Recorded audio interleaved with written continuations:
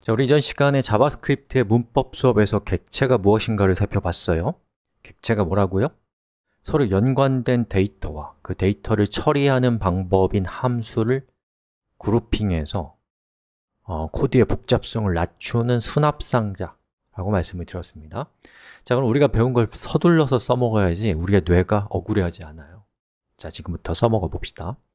자, 우리가 지금까지 만든 main.js를 보면은 여기에 template html과 template list라고 하는 함수가 있습니다. 자, 그런데 이 함수들은 앞에 이름이 template이라고 하는 공통된 접두사를 가지고 있어요.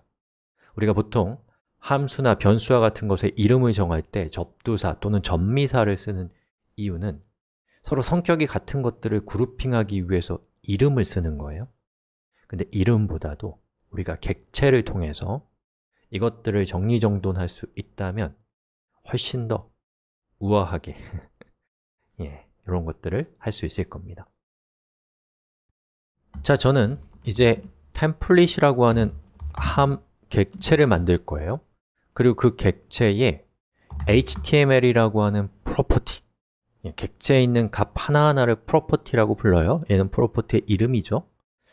자, 해서 여기에다가 이 함수를 카피해서 붙여넣기. 근데 이때에 함수의 이름은 이제 필요 없으니까 지웠어요. 자, 그 다음에 컴마를 통해서 새로운 프로퍼티를 또 정의해야 하는데 그 프로퍼티는 template list라는 함수입니다. 그러면 여기에다가 list는 이것이다. template list는 필요 없으니까 지웠어요. 자, 그럼 우리는 HTML과 list라고 하는 함수의 함수를 가지고 있는 하나의 객체를 만들었고 그 객체에 template이라는 이름을 줬습니다. 자, 그럼 요거 이렇게. 자, 그럼 요걸 사용하는 쪽에서는 어떻게 바뀌어야 되는가를 좀 살펴봅시다. 자, 여기 보면 template list라고 되어 있고 여기도 template list라고 되어 있죠. 그 중에서 여기에 있는 이 template list를 어떻게 바꿔야겠어요? 기존에 있는 코드랑 비교하기 위해서 이렇게 해서 카피한 다음에 똑같은 코드를 밑에다가 이렇게 넣을게요. 그리고 위에 있는 부분은 이렇게 주석 처리를 하겠습니다. 됐죠? 자, 그럼 참고하면서 하는 거예요.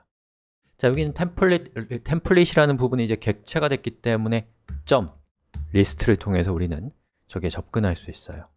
이것도 마찬가지로 점을 찍으면 됩니다. 자, 이전에 있는 코드는 우리가 이름을 통해서 정리정돈을 했는데 이제는 객체라고 하는 별도의 존재를 통해서 정리정돈을 할 수 있게 됐어요. 마치 파일만 있던 세상에 폴더가 발명된 것처럼 혁명적인 사건이에요. 자, 그리고 여기 템플릿이라는 그 결과를 템플릿이라는 변수를 담으면 안 되겠죠. 왜요?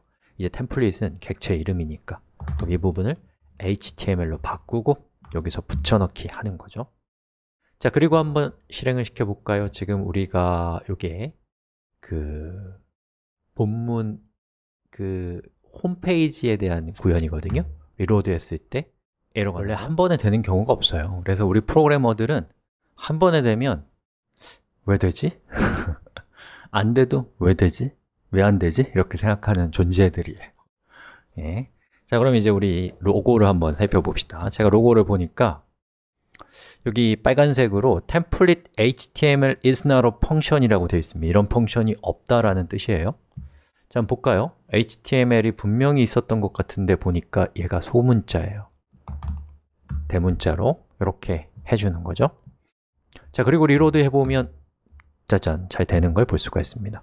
자, 이전에 우리가 짰던 코드랑 비교했을 때 어때요? 훨씬 더 우아하고 세련된 느낌이 나지 않아요? 요거 지워버리고요.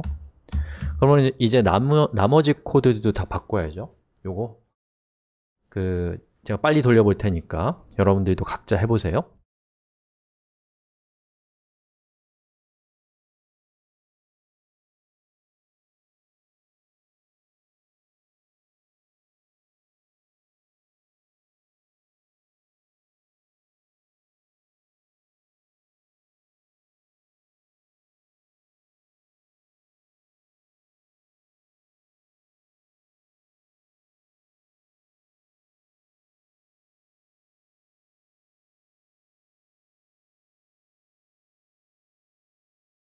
다 하셨어요? 그 다음에는 이제 모든 페이지가 잘 동작하는지 하나하나 다 방문해 봐야죠.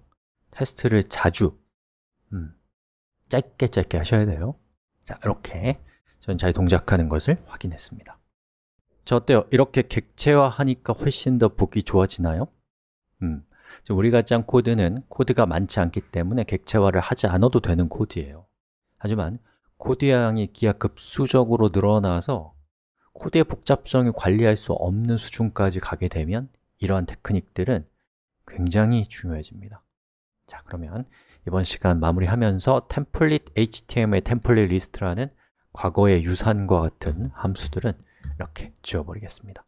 자, 그럼 이제 우리 수업을 마무리하기 전에 제가 한 가지 여러분들한테 말씀드릴 거 뭐냐면, 자, 이전의 코드와 지금의 코드를 비교하면 동작 방법이 다른가요? 똑같습니다.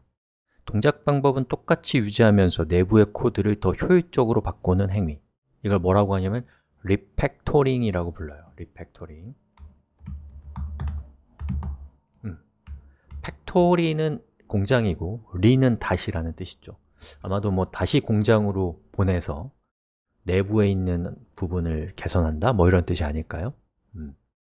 그래서 이 리팩토링이라는 거가 굉장히 중요해요. 왜냐하면 우리가 처음부터 함수와 같은 걸 사용해서 코드를 짜는 것은 쉬운 일이 아니거든요. 이걸 할 수 있다는 거는 객체 같은 걸 써서 이걸 할 수 있다는 거는 그건 정말 초절정의 고수인 거예요. 그리고 그 고수도 처음부터 그렇게 한 것이 아닐 겁니다.